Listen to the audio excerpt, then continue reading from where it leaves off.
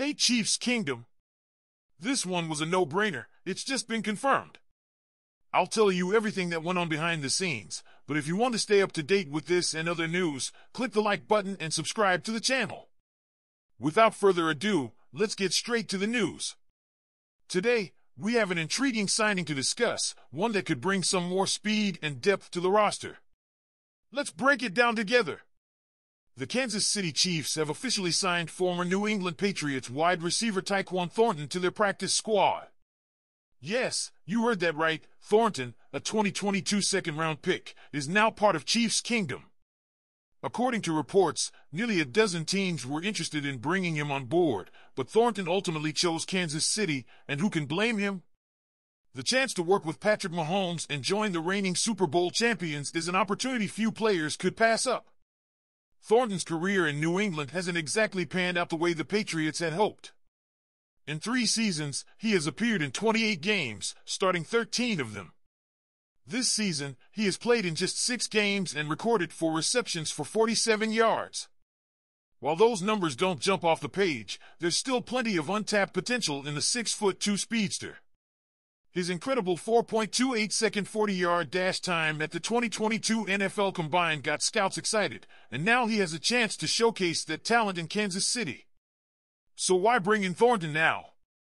The Chiefs are looking to bolster their depth at wide receiver, especially after losing Rashee Rice to a knee injury.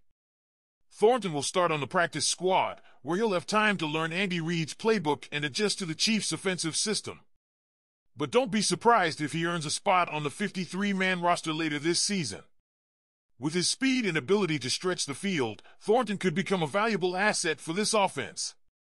This signing also underscores the Chiefs' continued efforts to refine their receiving core. The team has struggled at times this season to find consistent production outside of Travis Kelce, and adding someone like Thornton provides another option to help Mahomes spread the ball. While it may take some time for Thornton to fully integrate into the offense, the upside here is undeniable. Now, Chiefs fans, this is where I turn it over to you. What do you think of the Tyquan Thornton signing? Do you see him making an impact later this season, or is this just a low-risk, high-reward move with no guarantees? Today, we have a hot topic to discuss, and it's one that may surprise some of you. Are the Chiefs in real trouble after their first loss of the 2024 season? Let's break it down and talk about why this team, despite a stellar record, could be headed for some serious challenges as we approach the playoffs. The Chiefs entered this season as back-to-back Super Bowl champions, with a chance to do something historic, win 3 straight titles. Through the first 9 weeks of the season, they looked unbeatable on paper. Undefeated and led by Patrick Mahomes, they were the clear favorites to dominate the AFC and make another run at the Lombardi Trophy. But now, after a tough loss to the Bills, cracks in the armor are becoming more apparent. Let's talk about the offense first. Patrick Mahomes hasn't been himself. While Mahomes is still better than most quarterbacks in the league by his own lofty standards, he's having a down year. He's thrown 15 touchdowns so far, which ranks 10th in the league, and he's 11th in passing yards. More concerning? He's thrown 11 interceptions in 10 games, averaging more than 1 per game, something we're not used to seeing from him. And the slow starts have been brutal. Mahomes has thrown 5 of those interceptions in the first quarter and hasn't thrown a single touchdown in the opening frame all season. For an offense that has historically overwhelmed opponents early, this is a major red flag. Their 24 points per game are a full touchdown less than Mahomes' career average, and their struggles are only belied by their wins. Now, the real MVP of this Chiefs team? The defense. Kansas City's defense has been nothing short of elite this season. They've carried the team to victories in several close games, often bailing out the offense when it falters. If it weren't for this defense, the Chiefs could easily have 3 or more losses right now. But the reliance on defense raises a troubling question. What happens when the defense isn't playing its best game? The Bills have exposed some vulnerabilities, and if this team faces a top-tier offense in the playoffs, they could be in trouble. The Chiefs' record is disappointing.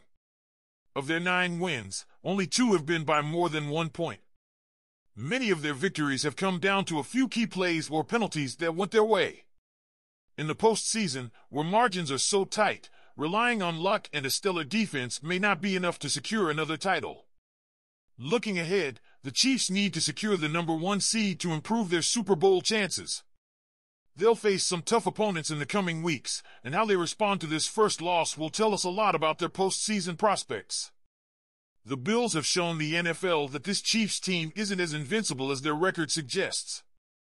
If the defense falters or Mahomes doesn't recapture his MVP form, Kansas City could be vulnerable in the playoffs. Remember, the Eagles started 10-0 last season but failed to make the playoffs, and this Chiefs team is showing similar warning signs. So what do you think, Chiefs fans? Are we overreacting to a loss, or do you see the same concerns? Can Mahomes and the offense find their groove again, or will the defense have to carry this team through the postseason? We have some interesting developments to discuss today regarding Isaiah Pacheco and his potential return. Let's break it down. Following a tough loss to the Buffalo Bills, Andy Reid gave an update, or as close to an update as he's ever given, on Pacheco's status heading into Week 12. There are reports that Pacheco could return this Sunday against the Carolina Panthers, and fans are eager to see the star back in action.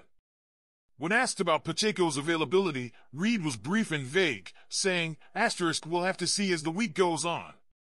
* classic Reid, right? While Reid didn't confirm anything directly, the buzz surrounding Pacheco's recovery is promising. After becoming one of the NFL's most electric running backs last season, his absence has been sorely felt by this Chiefs offense. While Kareem Hunt has done an admirable job getting on the field, it's clear he could use a strong backfield partner. Carson Steele hasn't lived up to the preseason hype, and his struggles in pass protection have made him a liability at times. That's where Pacheco comes in. His hard-hitting running style and ability to break tackles bring a spark to this offense that has been sorely lacking. Pairing him with Hunt could give the Chiefs one of the most dynamic backfield duos in the league, especially as we head into the postseason. While it's unlikely Pacheco will return to a full workload right away, a matchup against the Panthers could be the perfect opportunity to ease him back in. Let him recover, gain confidence, and prepare for the tougher battles ahead. But let's not forget, it's not just about Pacheco. The Chiefs have leaned heavily on their defense this season as the offense works to find its rhythm. Pacheco's return could be the jolt this team needs to turn close games into dominant victories. Now, Chiefs fans, I want to hear from you. Do you think Pacheco will play this Sunday?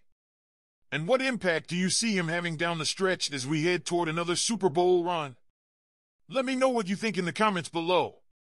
And don't forget to like this video, subscribe to the channel, and turn on notifications to stay up to date with all things Chiefs.